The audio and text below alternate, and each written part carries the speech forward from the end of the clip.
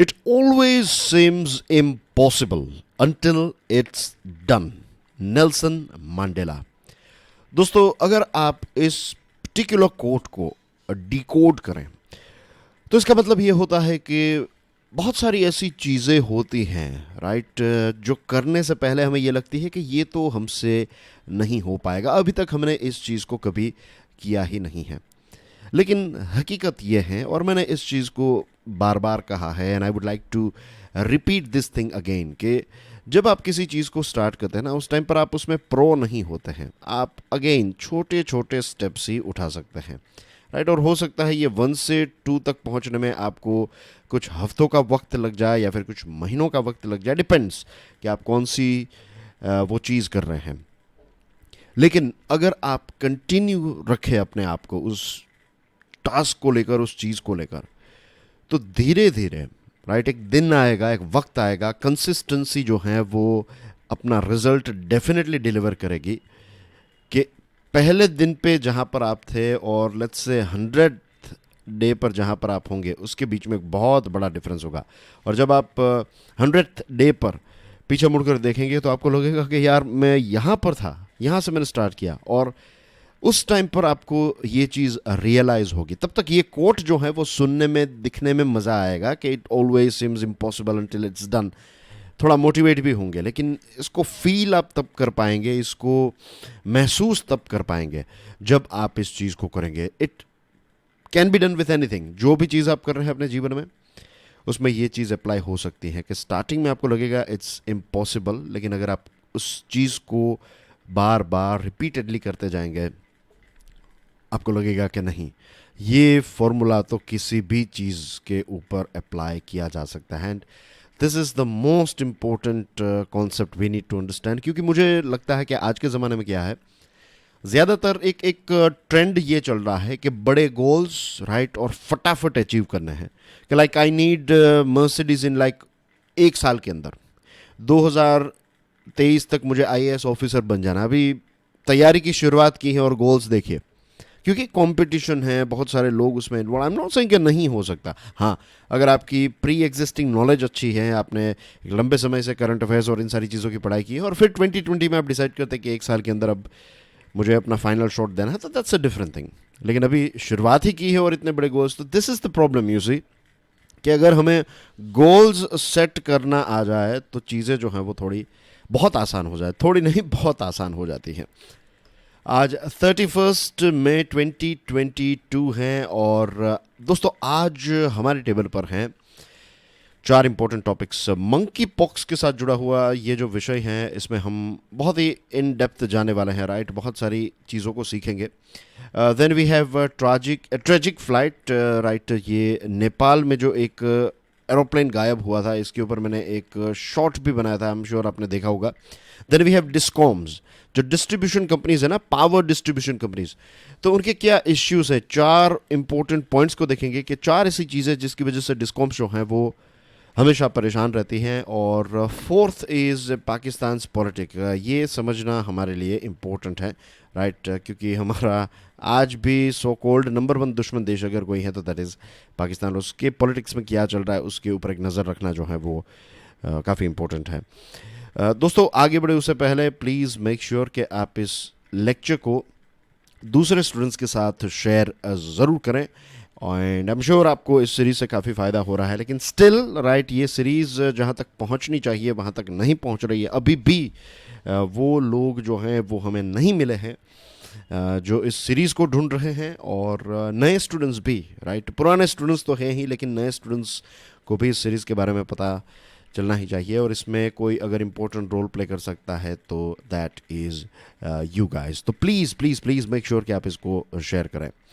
चलिए अब डिस्कशन की शुरुआत कर लेते हैं। वॉर इन यूक्रेन, ये एक नंबर 1 इश्यू, ग्लोबल इश्यू जो है वो चल रहा है, और इसकी वजह से कितनी सारी चीज़ों में इम्पैक्ट हमें देखने को मिली।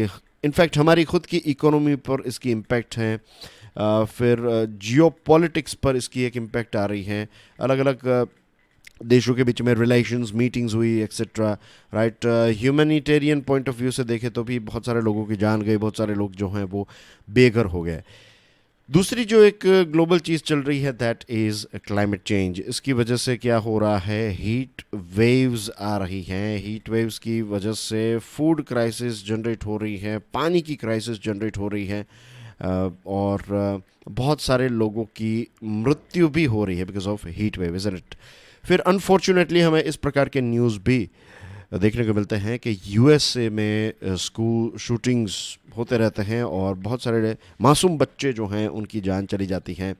और अफ़गानिस्तान के टॉपिक को भी हमने कुछ ही दिनों पहले डिस्कस किया था कि कैसे पहले प्रोमिसेस की थी तालिबान ने, लेकिन अब स्कूल्स जो खुली हैं तो स्कूल्स में लड़कियों को एजुकेशन अलाउड नहीं है। और हमने ये भी कहा था कि वहाँ के जो ऑपरेटर्स हैं उनके एजुकेशन मिनिस्टर ने ये कहा था कि education is not that much important, सबसे पहले तो उनको धर्म जो है वो सीखना है।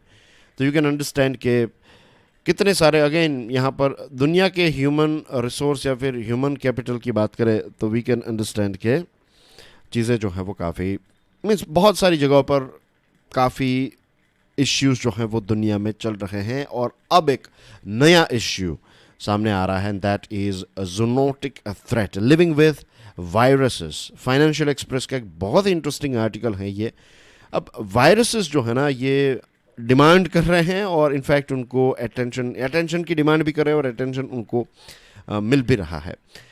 ओमिक्रॉन, राइट, ओमिक्रॉन का सबसे बड़ा इश्यू क्या था कि ये स्प्रेड जो डेल्टा के कंपैरिजन में ओमिक्रॉन इतना डेंजरस नहीं था, यानी कि जान लेने के पॉइंट ऑफ व्यू से या फिर ब्रूट जो फेटालिटी की बात करें तो वो कम है, लेकिन ओमिक्रॉन जो है ये स्प्रेड बहुत फास्ट होता था। अब ओमिक्रॉन एक नई सब स्पीसीज या फिर सब लीनिएज क्राफ्ट कर रहा है, बना रहा है।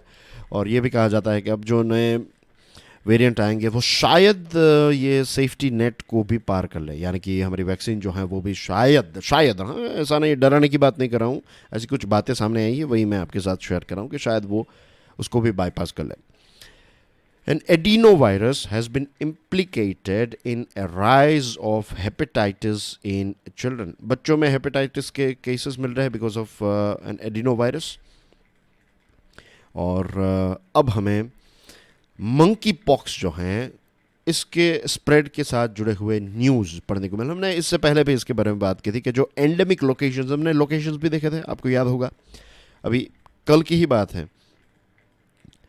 तो ये जो एंडेमिक लोकेशंस हैं कि जनरली ये कहाँ पर पाया जाता है, अफ्रीका के कुछ देशों में। हमने देखा कि कैसे democratic Republic of Congo DRC में सबसे ज़्यादा केसेस हैं, फिर नाइजीरिया हमने देखा था और दूसरे देश भी हैं। तो वेस्टर्न एंड सेंट्रल अफ्रीका में ये एंडेमिक है।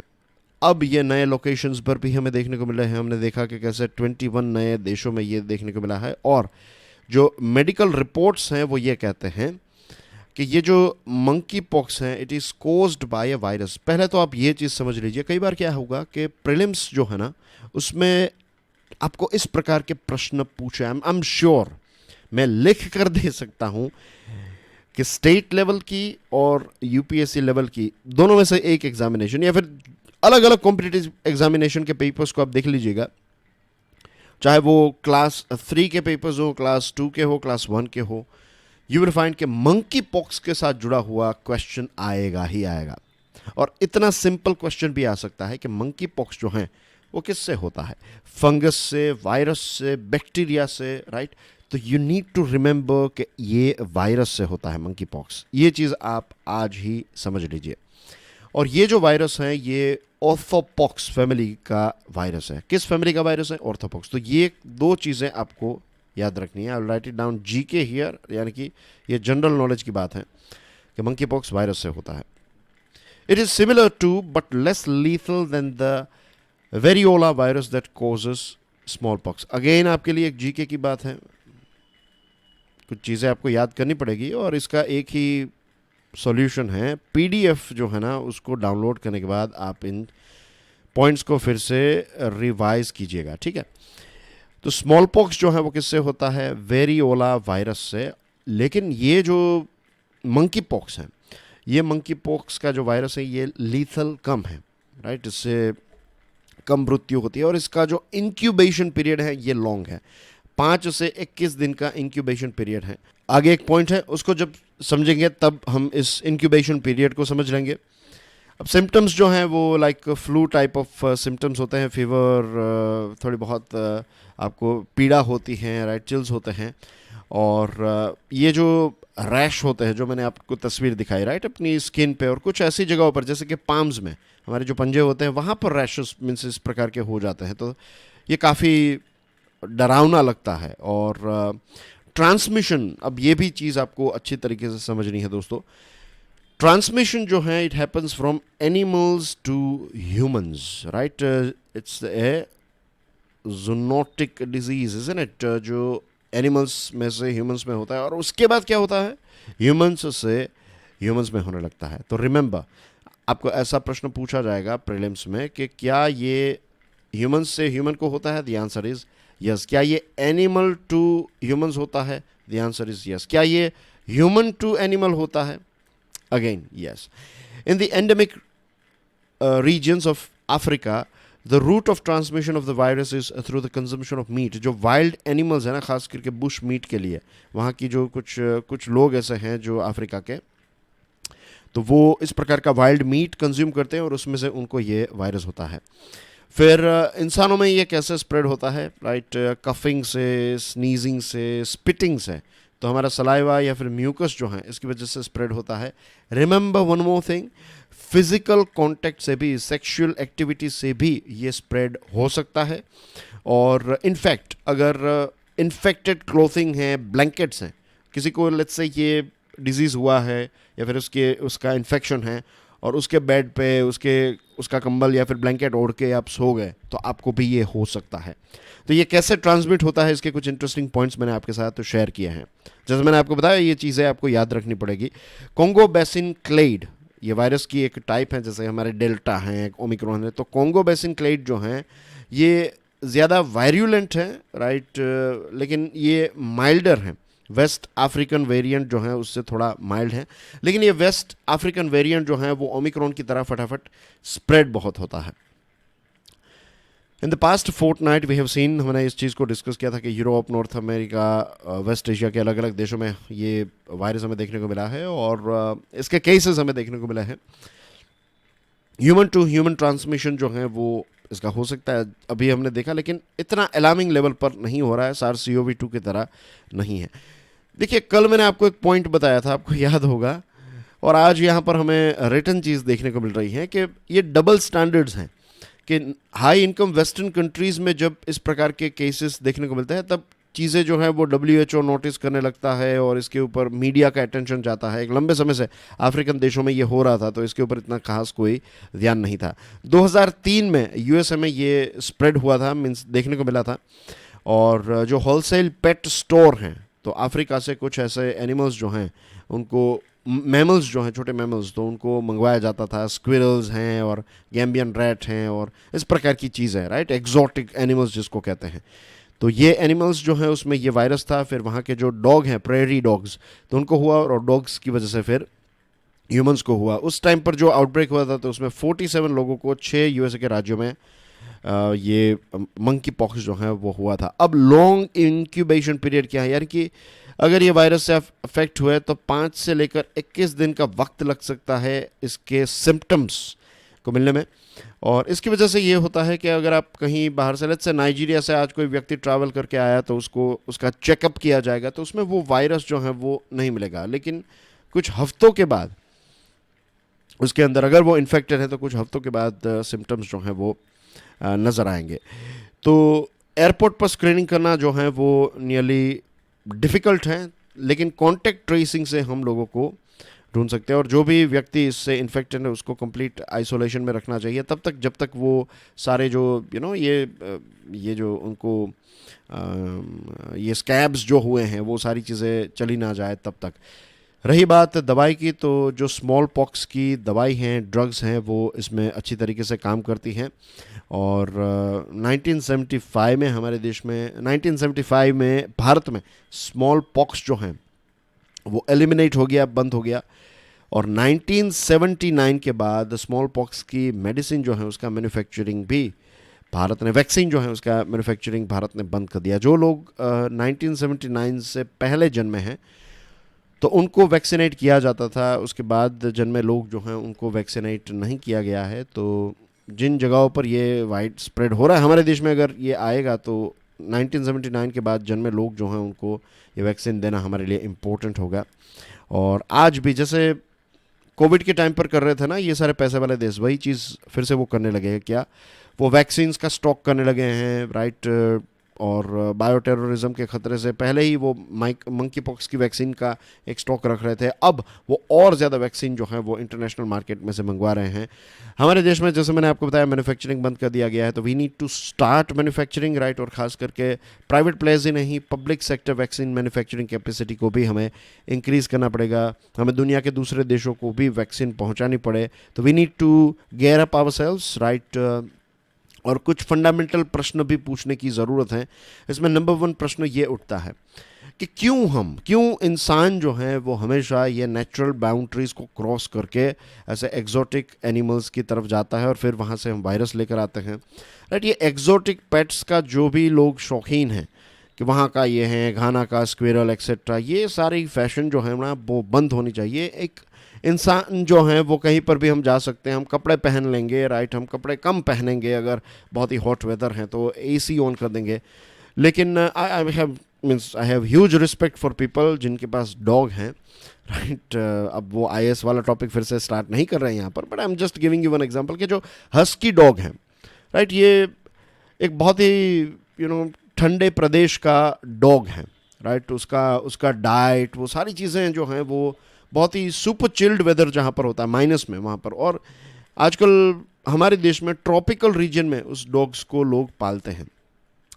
तो ये भी चीज़, अब this is just one example, right. अब उनका ये विषय है, उनका शौक है, लेकिन हम क्या करें, but we have to understand this thing. चलो डॉग्स की बात अलग है, लेकिन कुछ ऐसे स्क्विरल्स और ऐसे पेट्स से तो लोगों को बचना चाहिए।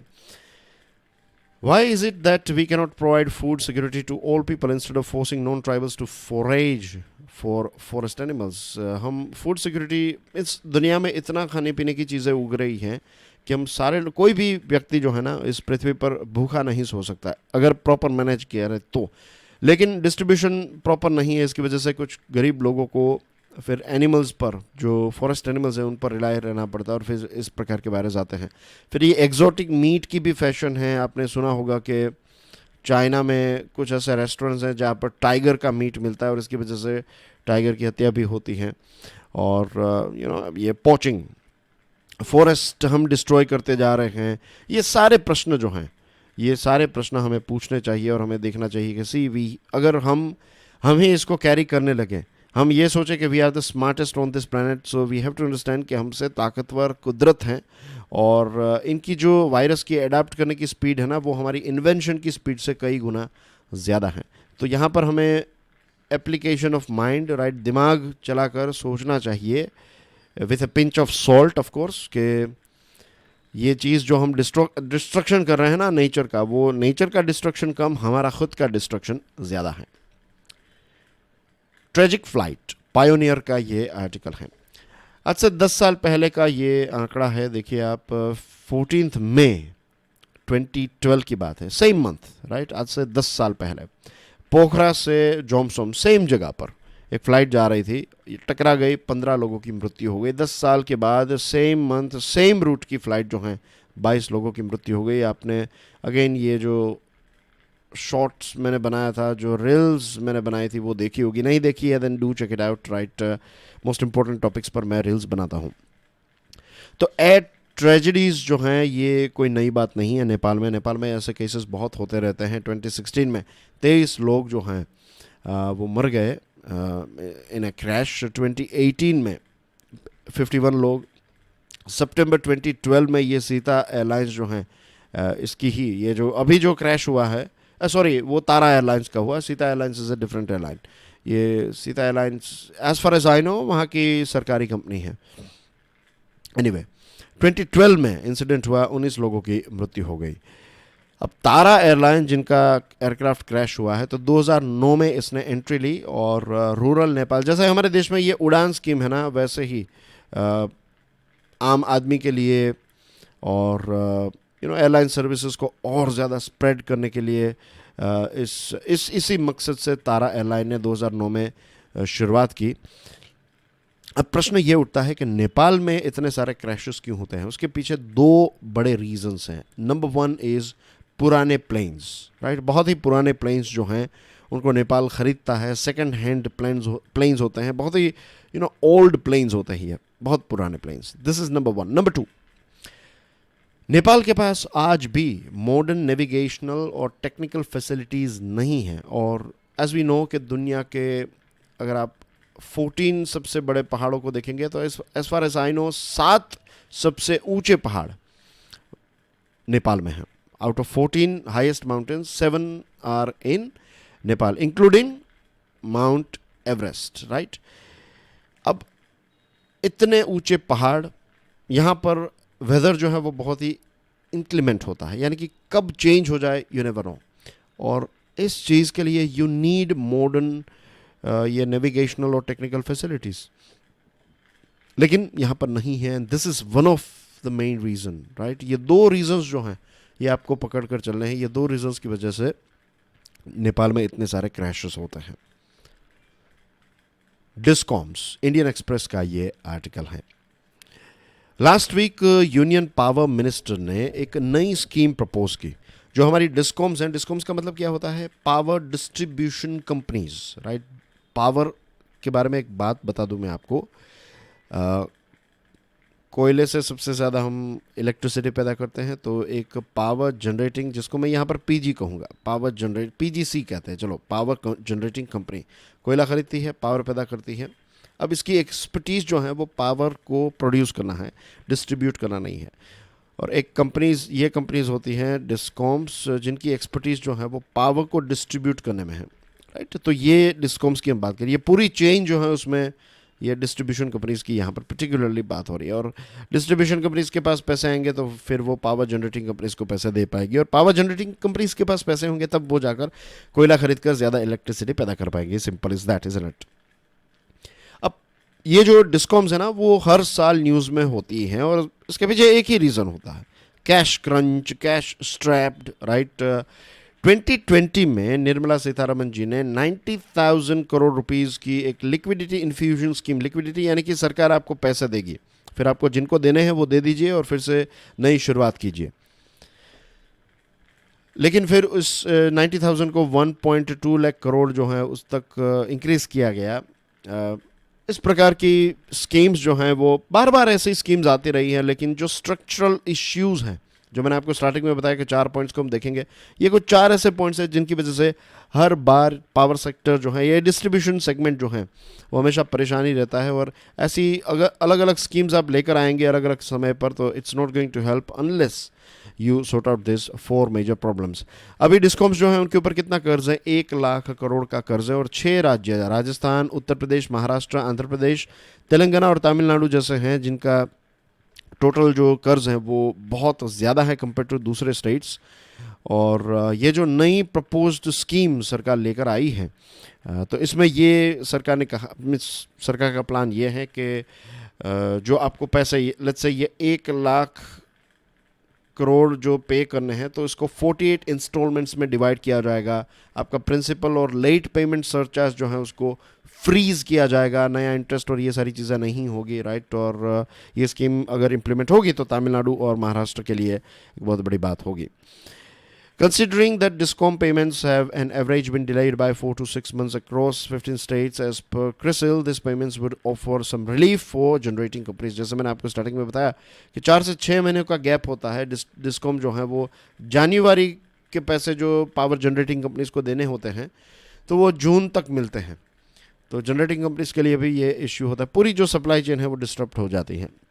अब 4 इश्यूज़ की बात करें। Number 1 is इनएडिक्वेट and irregular tariff revision.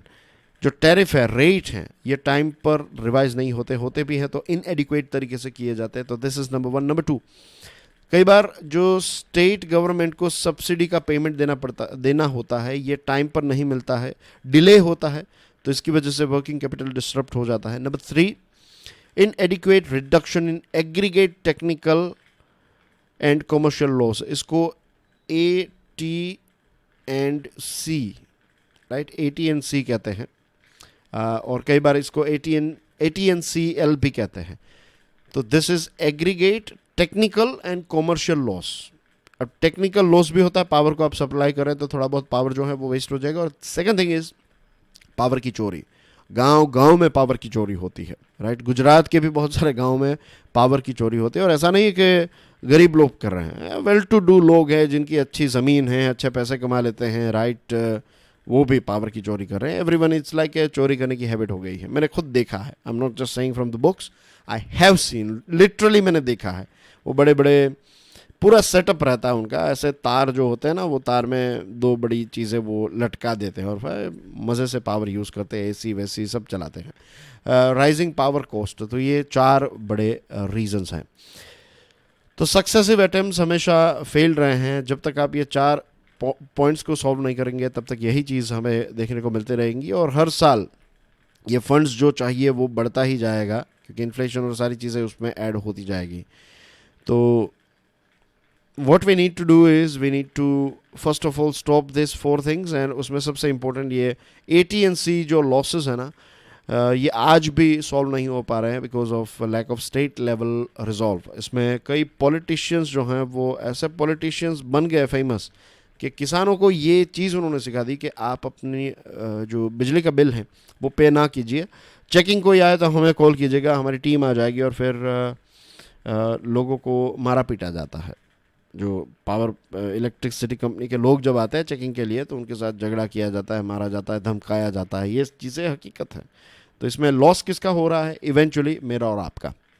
इनको लग रहा है कि किसानों का फ़ायदा हो रहा है या फिर गांव वाले का फ़ायदा हो रहा है, नहीं, ये फ़ायदा नहीं है, ये आपके ही पैसे जो हैं उन्हीं पैसों को फिर से इनको दिया जाएगा। 1 लाख करोड़ रुपए, आप सोचिए, जो हमारा बजट है वो कितना, कुछ 39-40 लाख करोड़ का था, तो उसमें से 1 लाख करोड़ जो है वो सरकार डिस्कॉम्स को देगी। इस प्रकार के नुकसान, जस्ट इमेजिन 1 लाख करोड़ की अगर स्कूल्स में इन्वेस्ट किया जाए, हेल्थ में इन्वेस्ट किया जाए, तो किसका फ़ायदा होगा? मेरा और आपका ही होगा, isn't it? Shahbaz Sharif's gamble, Indian Express का अगेन ये आर्टिकल है। हिंदू के आर्टिकल्स आज कोई खास मैंने देखे, कोई इंटरेस्टिंग ऐसा कोई आर्टिकल, एक क्रिकेट पर आर्टिकल था और फिर दूसरी चीज़ों पर आर्टिकल्स थे, तो इतना कोई ख़ास मुझे कोई भी ऐसा आर्टिकल नहीं लगा। So don't worry about it, right. ऐसा नहीं है कि हिंदू के आर्टिकल्स ही हमें पढ़ने हैं।